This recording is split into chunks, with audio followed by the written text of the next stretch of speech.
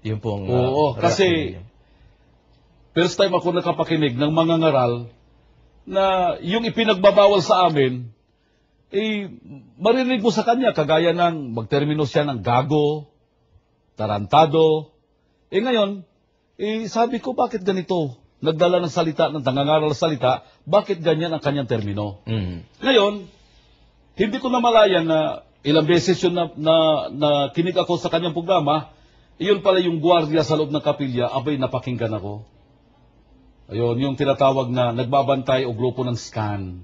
Scan. Oo. Ano po naman yung mga scan na Yung SCAN ay grupo ng mga masasabi nating handang iali ang sarili sa pag-ingat sa propiedad ng Iglesia ni Cristo, kaya nagbabantay yan maging araw, maging gabi. Pero yung gabi na nagbabantay, yun ang unang nakadiskita sa akin, sapagkat nung ako'y nakinig sa araw ni Brad Eli Soriano, nakarinig ako ng kaluskos sa labas.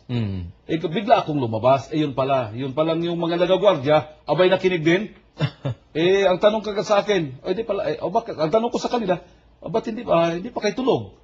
Kasi napakinggan namin, akala namin music, yun para si Soriano po. Bakit nakinig kayo? Yun ang tanong sa akin kagad. Sabi ko, alam mo naman, mahilig tayo sa debate. Gusto kong malaman yung mga pamamaraan ni Eliseo Soriano. Pero kaso makaharap ko siya, alam ko paano ko siya itutumba. Yun ang nagiging daan ko lang. Pero sa totoo, nagsiyasat na ako noon. So, on the course ng inyong pong pagsisiyasat, ano po ang inyong unang mga napansin sa pangangaral ni Brother Eli? Nung sa libak ako, masasabi natin, hindi pa kaagad na nakukumbinsi ako noon. Nung ako'y nalipat naman sa Warson ng Cotabato, yung Pikit, Cotabato, doon, kasi ang mukhang ito, kung titingnan mo lang, kung hindi nakabihis, parang hindi pwedeng sabihing ministro. Kaya doon kami inilalagay. Ayan, doon ako nalagay sa lugar na yon. Doon ko na nakita yan, sapagkat masasabi natin, may antenang cable doon sa lokal na pinagkalisinuhan ko, nakita ko si Brad Eli na doon sa television sa RPE 9. Sabi ko, ay payat pala ito hindi nyo inaasahan gano'n ang itsura nung napapakinggan nyo. Kaya pala maliit boses ito payat pala ito saka kuminsan sa totoo ba Josel, na humingi ako ng tawad ka Brad Eli nga kagabi. Sabi ko, kuminsan sumasagot ako sa sinasabi ni Brad Eli. Ano po ibig niyo sabihin? Sumasagot kayo? Pag sabi niya, ang aral na yan ay katarantaduhan. Isagot din ako sa dito, tarantado ka rin. Ganun ba? Gago yan. Sabi ko, gago ka rin. Ganun ba? Yun pala, hindi ko masasabi natin, hindi ko lang sukat akalain na yun pala, yung pagsiyasat na yan, sa pakikinig ko, naliwanagan po ako. At ang naging nangyari po,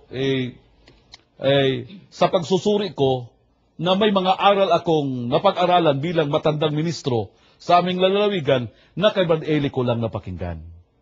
Nako, ibig nyo sabihin yan, kahit kay Eranio Manalo, hindi nyo napakinggan yan, Brad Abner. Opo, sa totoo nga lang po, ako'y ordinado. 3 beses ko lang nakita yung Eranio Manalo na yan Sa buong buhay ko po. Ganon? Pero siya po ang mismong nag-ordina sa inyo. Oo. Pero nung pinatungan ako, nakahawak yung kanyang kamay sa ulo ko, mahirap at titingalain ko siya, nakalood ako Ayan. Talaga palang lumuluhod ang mga ministro. Ay, lumuluhod sa harap po niya. Lumuluhod po. Ayan. Pero totoong pagkamananalangin naman kayo, tumatayo kayo. Oo. Bakit natin i-deny Sa totoo, pagtayo ng pagsamba sa loob ng kapila po. Opo. Pag medyo tapos ng awit, na medyo tapos na yung bilang ng awit, sisinyasan namin yung Pangulo Diakono. Kapatid, itayo muna. Tayo kagad yung Pangulo Diakono sabi, mga kapatid, tumayo tayong lahat. Tumayo. Kaya tayo nga talaga. Inaamin ko yan. Talagang nakatayo sa panahon ng panalangin sa panahon ng pagsamba. Ayan. So, mabalik po natin kay Eranio Manalo.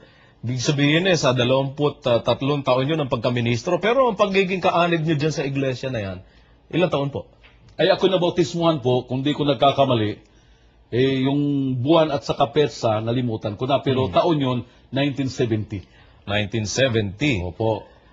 Matagal. Oo, nag-aaral naman ako, dumaan kasi ako sa pagkaboluntaryo yung voluntary worker, manggagawa na walang tinatanggap, 1974. Nagsisimula talaga ako ng mag-aral, 1974 sa probinsya. Hanggang tuloy-tuloy ang pag-aaral ng 5 years at nung manumpa ako ng pagka-regular, hindi ko nagkakamali, nasa taong 1979. Pinauwi na kami sa probinsya, naghintay ng 3 taon bago ako ayun na nga, pinatungan ng kamay o naordinahan. Ayun. So, 35 years po kayong miyembro dyan at 23 taon naman kayo ibig sabihin nagministro. 3 beses nyo lang kanyo nakakita si Eranio Manalo. Opo, totoo po yan. Sa haba ng panahon na yan? Opo, nakita ko siya minsan.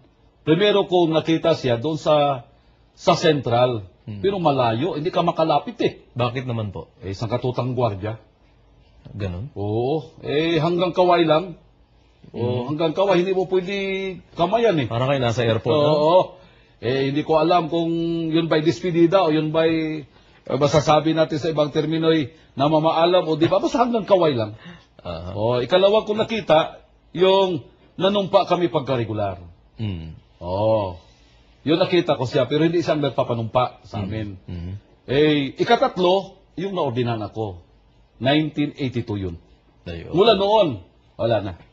Mhm. Wala na talaga, hindi ko na sa nakita. Nakita ko siya sa masasabi nating mga litrato, o yun sa masasabi nating sa pasugo, kung minsan nag-a-appear yung kanyang mukha, at saka sa telebisyon. Mm. Ayan, sa Net 25, makikita mo yung masasabi nating mga pulong na pinangasiwaan ng kinikilalang tagapamahalang pagkalatan ng ANC, Mm. pero sa personal, 3 beses ko lang nakita yan. Sa kanyang pong pangangaral, ilang beses nyo nasubukan na marinig siya personal sa kanyang pangangaral?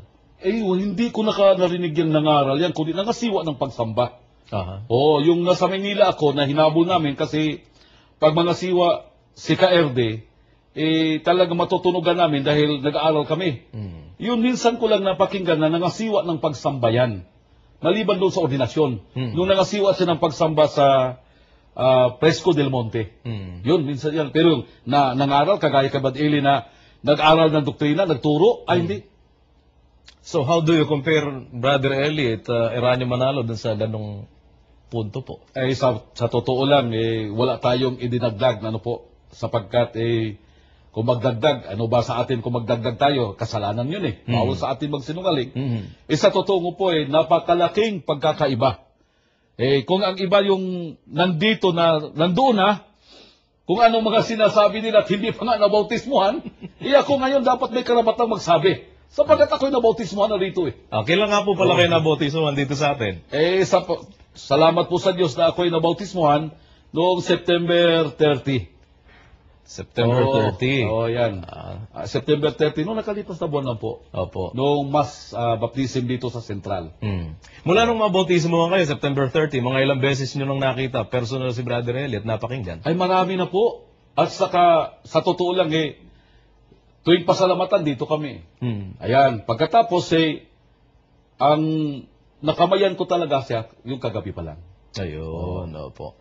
So, sa ganyan pala, nung kinukumpara nyo na, nakikinig kayo kay Brother Soriano sa radyo, ano na po bakit biglang nagdesisyon ba kayo? Bigla ba ang desisyon nyo? O kailan kayo dumating sa puntong magdedesisyon kayo, talagang ako'y lilipat? Ganito po yun, Brad Josel. Mhm.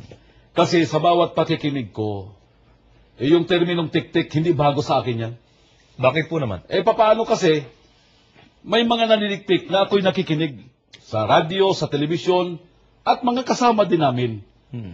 Kalukal ko rin, na kapag kaibang mga siwa ng pagsamba, may kwento nila. Bakit di Senado namin nakikinig yan yun namang hindi makapigil, sinususo ako doon sa taas. Kaya anong ibig sabihin? Ang ibig sabihin, yung pag sinusumbong ako doon na, kaya minsan tinira ako ng tagapangasiwa sa klase. Ang iba sa inyo rito parang kumakampi sa kabila. Ministro, matanda na parang kumakampi pa kay Soriano. Sabi ko, ako na yun Pag ako na tinitira yun Hindi lang ba direct? Ngayon, nung ganitong pagkakataon na nakita kong sinisilipan ako ng iba't ibang mga bagay, kagaya po ng masasabi natin kagaya ng hanap buhay. Kasi sa totoo, bilang ministro ka, talagang ipinagbabawal po yung paghanap buhay. Ayan, yung asawa ko, nagluluto-luto yan dahil 3 po ang aming estudyante noong kolehiyo.